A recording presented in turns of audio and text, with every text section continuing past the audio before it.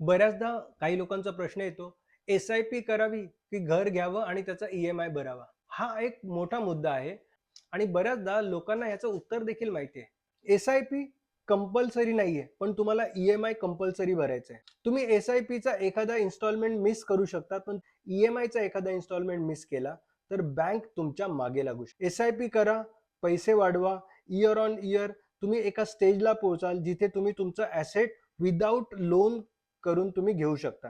पण जर तुम्ही एकदा ई-एम-आय केला, तुमचा ई-एम-आय ऑन आणि एस-आय-पी स्टॉप असा सिनेरिओ बनतो. उदाहरणार्थ, एखाद्या माणसाला 50 लाखाचं घर घ्यायचंय, तो एस-आय-पी करतो किंवा दुसरा माणूस तो 50 लाखाचं घर घेतो आणि लोन चालू करतो.